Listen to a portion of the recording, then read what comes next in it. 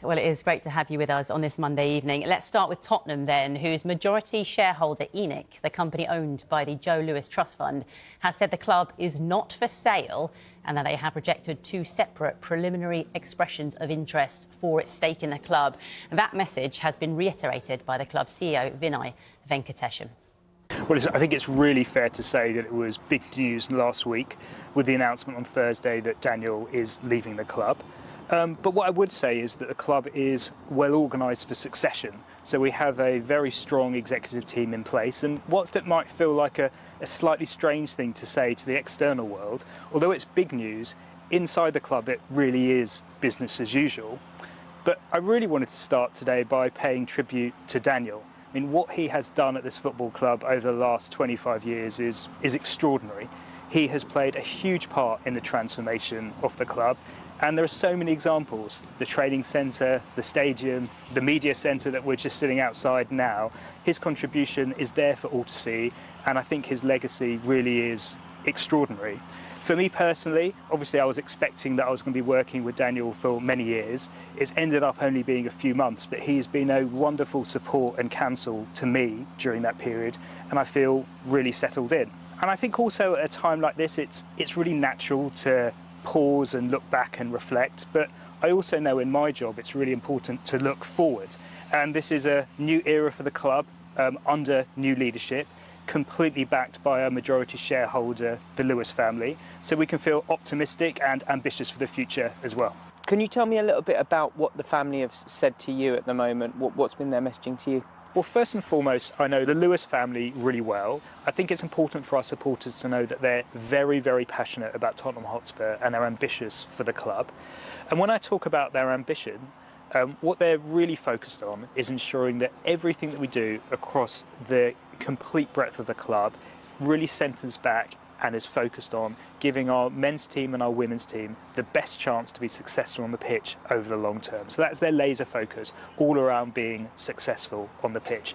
They know, of course, that we operate in a very competitive environment and that there are a number of other teams that have the exact same ambitions we have to compete to win the biggest trophies in the game. So we know it's not easy, and we know that there's hard work ahead, but that absolutely is the focus. They're also focused on stability. They know there's been lots of change at the club, and now it's time for some calm and for some stability. And finally, they believe and trust in the people that we have working in the organisation. So their model is all about empowering the people we have on the ground to deliver against the ambition they have, and of course the ambition that we all share. Straight away there was talk of a takeover. Yes. Can you just go into a little bit there about what the club stance is on that, and what is the response to that talk so far? Yeah, I've seen that very quickly, as you say, there's been a lot of newspaper articles and a lot of media speculation around takeover, so I can be really clear on this. So the Lewis family are really clear. They see their involvement in Tottenham Hotspur being long-term, and they see their involvement continuing through the generations. We made a statement very late last night, and the statement, I hope, was unambiguously clear that Tottenham Hotspur is not for sale. Carver, start with you then. It feels like the message is pretty clear. Look, the club, by no circumstances, it is not for sale. I mean, the chief executive there is being totally clear. Spurs are not for sale, but a lot has happened over the past 3-4 days. We've had the situation where, out of the blue, the executive chairman of Spurs, Mr. Tottenham, Daniel Levy, has left the club.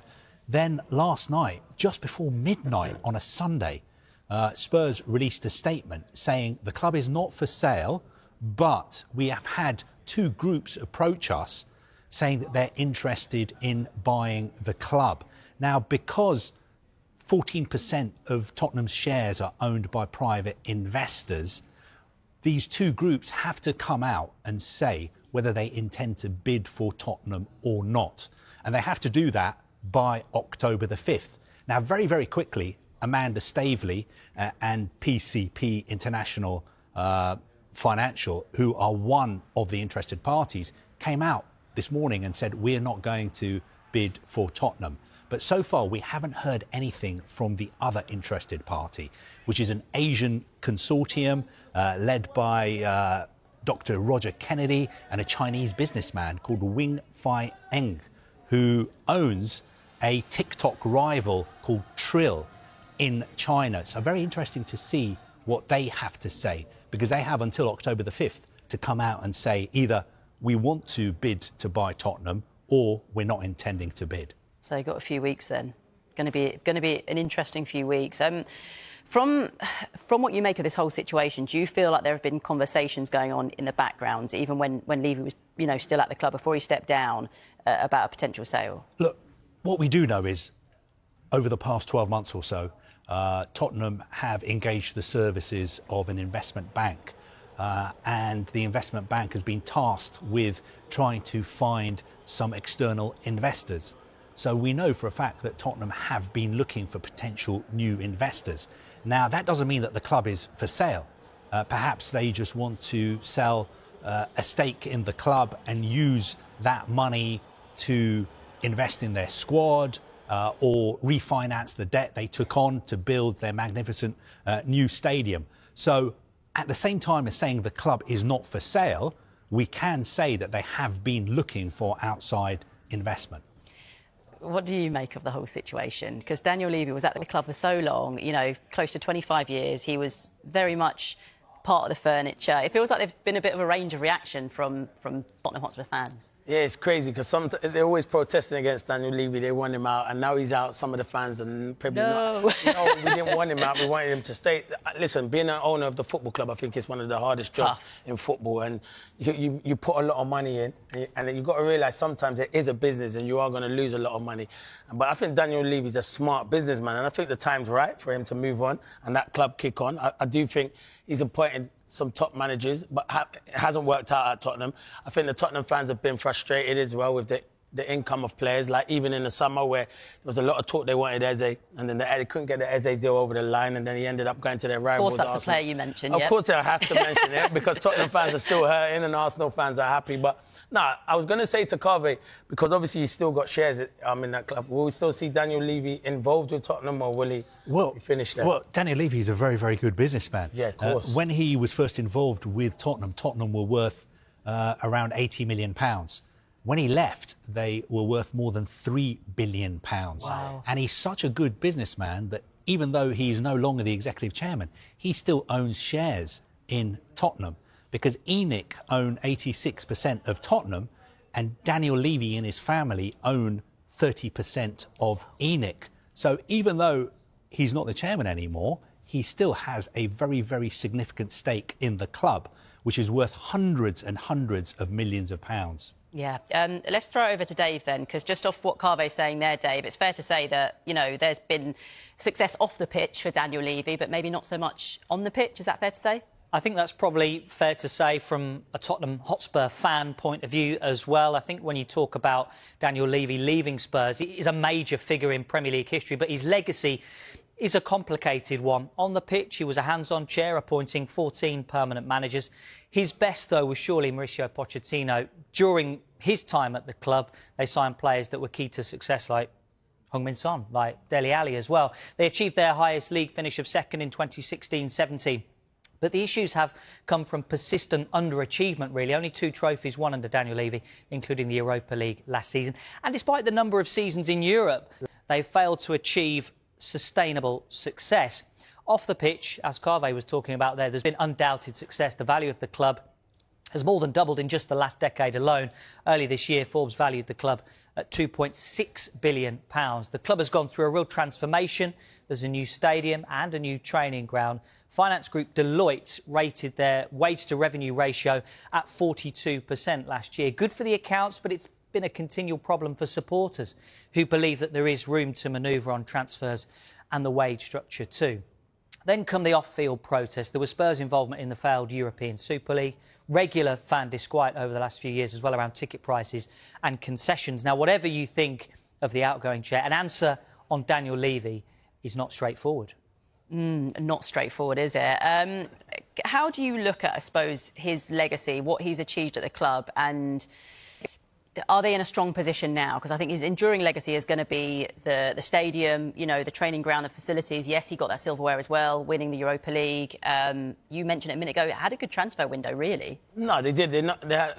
it could have been a better transfer window, but I think it was a really good transfer window in the end. I think the stadium is probably one of the best stadiums in the Premier League. The training ground, I was speaking to Carve, is amazing. So behind the scenes there, what he's done there has been fantastic. But first and foremost, you're judged on the team winning trophies. And in the years that he's been there, they've only won 2 trophies, which for Tottenham Hotspur Football Club is not good enough. If you look at Arsenal, me and Carve helped me on this, I think Arsenal have won 16 trophies. So it's totally different. It's totally different. So I think his legacy, obviously, with the football club and the training ground, he's done a fantastic job there. But I just think sometimes all good things have to come to an end. It weren't all good. There were some good moments in it. That's how it goes. That's how it goes. Yeah. Things do come to an end. They move on. As I say, I still think he'll play a part of the football club, but now the club can kick on. It's a huge football club. You go to that stadium, I've been there many a times. It's one of the best stadiums in the Premier League. So, yeah, a lot of people can be critical of Daniel Levy because of the transfers and probably some of the managers he's brought in, but Dave just alluded to it. I think Pochettino was probably the best manager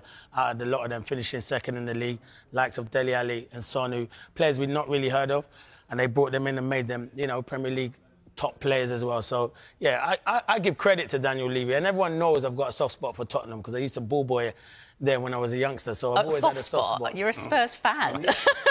I'd say Palace are number 1 and then Tottenham are 2. Right, there you go. OK, you used the word a minute ago when you talk about Daniel Levy, businessman, which is exactly what he is and was, you know, this incredible businessman. Are we going to see a different approach now in terms of how they go about things as a club? I don't think it's going to be that different. And the reason I say that is because we live in an era of financial regulation in football. So it doesn't matter how rich you are, even if Tottenham were to be sold to the richest man in the world, somebody from Qatar, for instance, he could not come in and splash the cash because of PSR, because of FFP. We've got the situation this summer, for instance, PSG, one of the richest clubs in the world, they have sold the best goalkeeper in the world, Gianluigi Donnarumma, because they couldn't afford really to give him a new contract. So I would say be careful what you wish for if you're a Tottenham fan thinking, oh, we want ENIC out, we want new owners in. Because I think when new owners come in, things won't be that different in the transfer market. OK, they may increase that wages to turnover ratio because at the moment, everybody in football knows. Yeah. If you're a Premier League player, you know that Tottenham don't pay the top wages. Yeah. So maybe that could change. Maybe they could start paying drastically, players, or you know what Arsenal pay some players more than £200,000 a week. Man City, Man United. Yeah. So they could start getting to that level. That could change, but overall, I think it would only be small tweaks. It wouldn't be a major revolution. Big overhauls. OK, right. Well, a little reminder for you that next up for Spurs, it is West Ham in the Saturday Night Football. Live coverage of that begins at 5 o'clock for you on Sky Sports Premier League.